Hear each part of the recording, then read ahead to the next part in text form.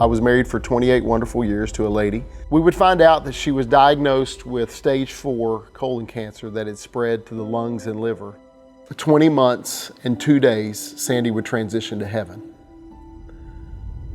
And we were left with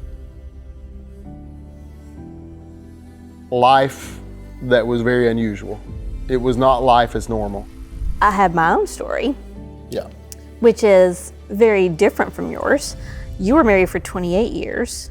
I was only married for 10. So the adventurous one comes up to me one day and says, hey, you know, if we flew our own plane, then we wouldn't have to worry about going through airports and through TSA and all this stuff. We could just fly ourselves. 20 minutes later, I got a call from Scott's stepdad, my father-in-law, and he said, Misty, where's Scott? I said, he's up flying.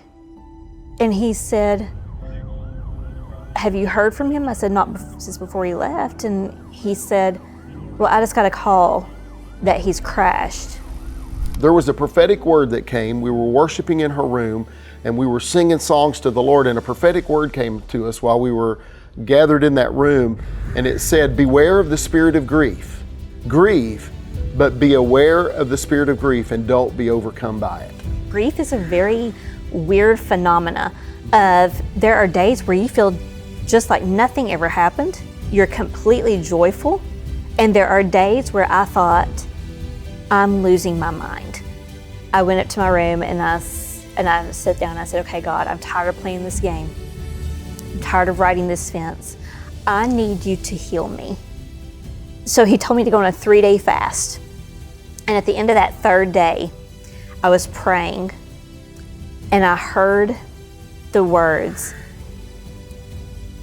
the assignment of the enemy has been thwarted. I physically felt something in my chest. Like I physically felt it. And immediately, all the pain and grief from Scott's death was gone. And then he sent me to Isaiah 61. And then I started reading and I couldn't get past verse 3 where it says, you will comfort those who mourn. That first week in June of 2018, I was sitting on the beach and I get a call from an evangelist.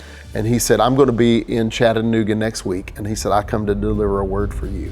And he told me, when he delivered that word to me, and I still get choked up when I talk about it, because it was a rhema word for me that night. He said, you're going to meet a lady. And he said, when you meet that lady, the Lord showed me that you all were going to be on stages around the world with like stories, sharing to people your heart, helping heal the brokenhearted who have been through what you've been through. So here we are today with that prophetic word coming to life.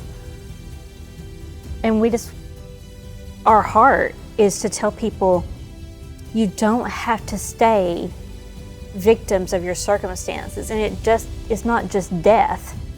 It's any kind of trial you go through in life. If you're still here, you still have purpose. You still have an assignment. Mm-hmm. And that's my heart, because that's what brought me through, is pick yourself up and keep going. What is it you have to do?